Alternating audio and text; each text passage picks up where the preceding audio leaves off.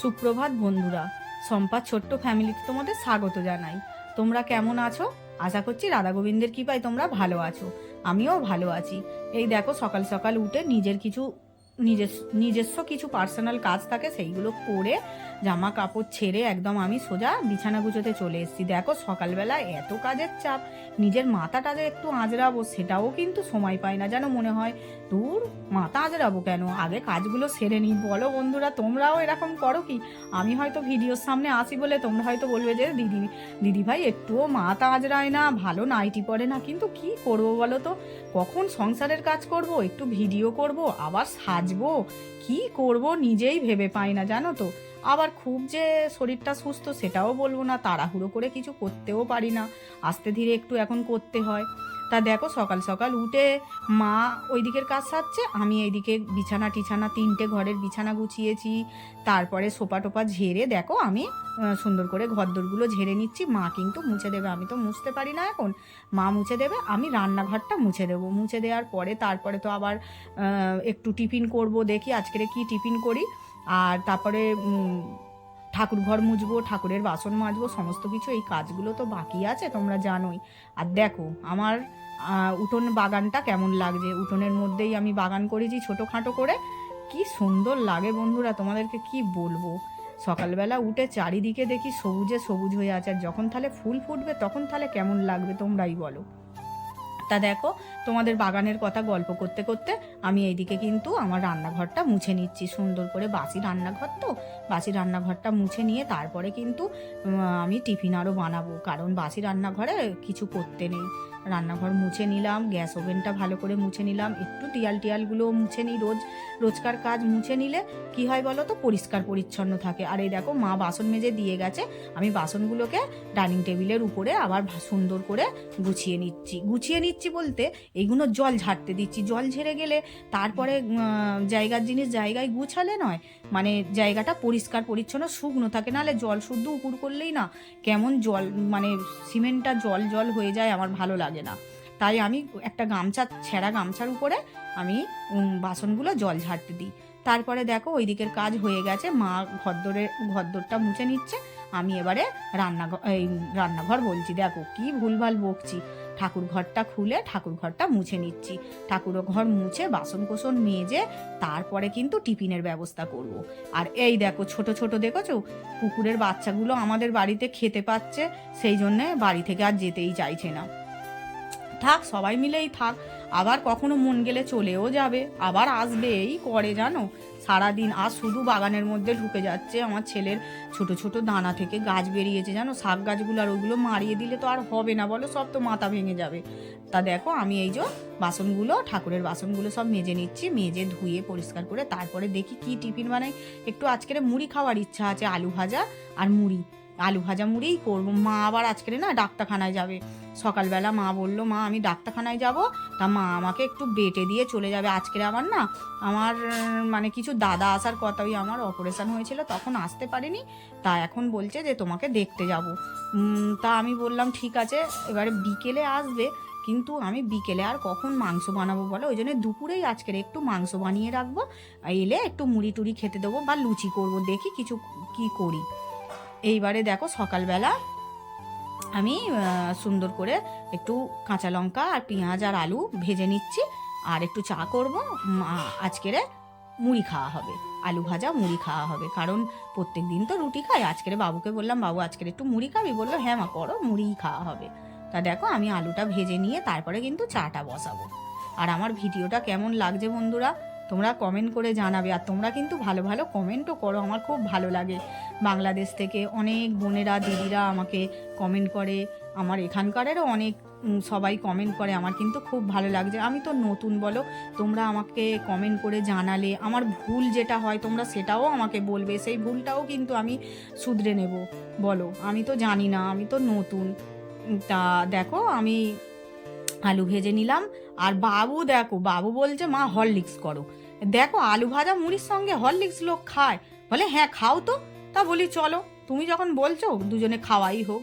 বলে দেখো, হরলিক্স দিয়ে আমি মুড়ি খাচ্ছি আর মাকে চা করে দিচ্ছি। আর দেখো, মা মাংস হবে বলে মা বলে, মা আমি তো সেই 10টা সাড়ে 10টায় যাবো, তাহলে তুমি একটু বেটে দিয়ে চলে যাই। তা আজকেরে কি করব জানো, ভুসো চিংড়ি নিয়েছি, সেই নদীর যে গঙ্গার যে ভুসো মুড়ি চিংড়ি একদম ওই একটু নিয়েছি। এই যে 100 গ্রামের মতন একটু কাঁচা কুমড়ো আছে, এই যে কাঁচা কুমড়ো দিয়ে আর ভুসো চিংড়িটা একদম শুকনো মতো করে মানে চচ্চড়ি করব আর মাংস করব, আর কিছু করব না। আর মা তো ভাত খাবে না দুপুরে, মা আলু ভাজা মুড়ি খেয়ে চলে যাচ্ছে, আর সেই আসবে হয়তো 4টে 4:30 বেজে যাবে। ওই সময় কি আর এসে ভাত খাবে, সেই রাত্রে ভাত খাবে। মা তো মাংস খায় না, মাকে রাত্রে একটা গরম গরম ডিম ভেজে দেবো, আর এই যে কুমড়ো চচ্চড়ি থাকবে, কুমড়ো চচ্চড়ি দিয়ে হয়ে যাবে। আর আমি আর বাবু দুপুরবেলা একটু মাংস আর ওই কুমড়ো চচ্চড়ি দিয়ে ভাত খাবো। আর দাদারা আসলে একটু মাংস গরম করে একটু লুচি যদি খায় লুচি ভেজে দেবো, আর না হলে মুড়ি দিয়ে খেলে মুড়ি মুড়ি দিয়ে দেবো। আর দেখো সবাই তো ক্যামেরার সামনে আসতে চায় না, আমি কিন্তু ক্যামেরা বন্দি করতে পারবো না, ওনারা আগে থেকেই আমাকে বলে দিয়েছে। তা দেখো মা কিন্তু আমাকে দেখো এখানে মাংস পুরো মশলা করে দিয়েছে, আর এইটা হচ্ছে কুমড়ো চচ্চড়ির ধনে জিরে, এইটা হচ্ছে কুমড়ো চচ্চড়ির মশলা। তা আমি রান্নাটাও করে নিই। আর এই দেখো মা বেরিয়ে যাচ্ছে, মানে মায়ের সাজগোজ হয়ে গেছে। আমি বললাম মা বাটনাটা বেটে দিয়েছো, এবার তুমি চলে যাও, আর আমার কিছু করে দিতে হবে না, আমি আস্তে ধীরে, বাবুও আছে, বাবু করে দেবে ক্ষণে বলে মা বেরিয়ে গেল। আর আমি কুমড়ো চচ্চড়িটা করেছি জানো তো। আর বাবু বললো মা আমাকে মাংসটা দাও, আমি মাংসটা করবো। ঠিক আছে, আরোই ভালো হলো, তাহলে আমি একটু রেস্ট পেয়ে যাব বলে বাবু আবার মাংসটা করলো, আর আমি কুমড়ো চচ্চড়িটা।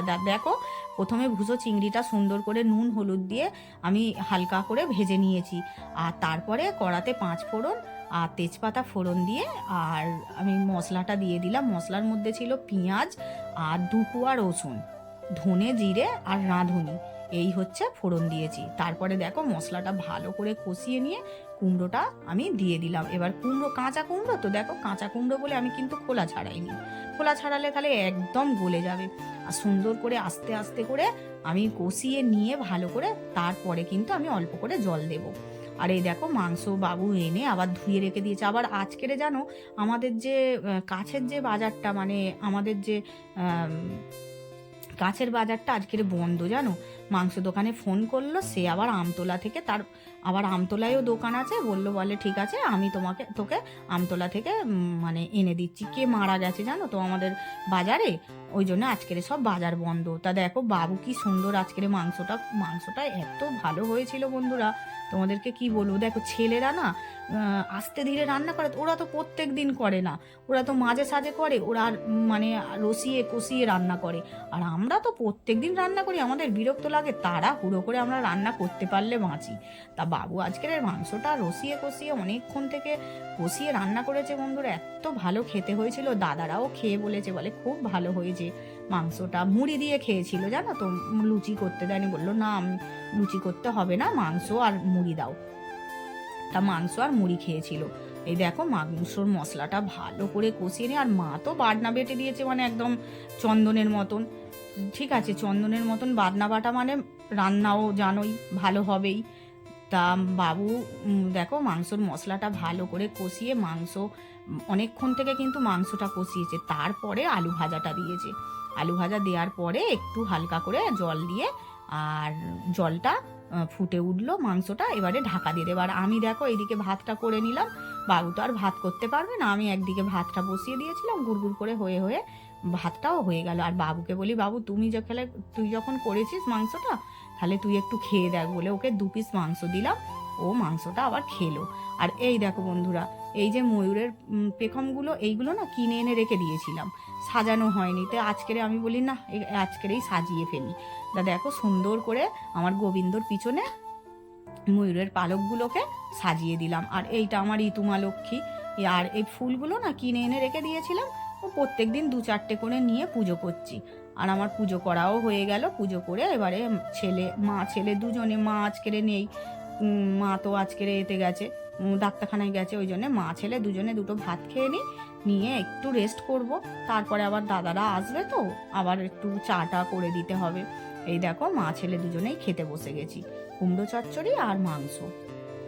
এই আজকের বাটিতে করে তুলে দিচ্ছি বাবুকে, বাবু আর আমি দুজনে খেয়ে নিয়ে একটু রেস্ট করব। তারপরে বিকেলবেলা আবার একটু আমতলায়ও যেতে হবে জানো তো, আলু ফুরিয়ে গেছে, একটু বাজার করব, দেখি কি বাজার করি। আমরা এই যে খেয়ে নিচ্ছি।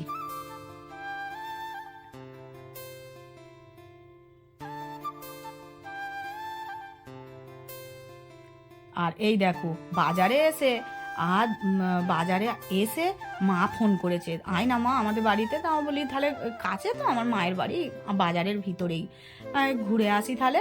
আর এই দেখো আমাদের সোনা মাম্মাম আমি আমি যেই গেছি জানো, আমার সোনা মাম্মাম ঘর থেকে এই পাঁপড়গুলো বের করে এনে দিয়েছে, কাঁচা পাঁপড়গুলো। মানে বলছে যে পিসিমণি এসছে, তুমি পাঁপড় ভেজে দাও, পিসিমণি খাবে।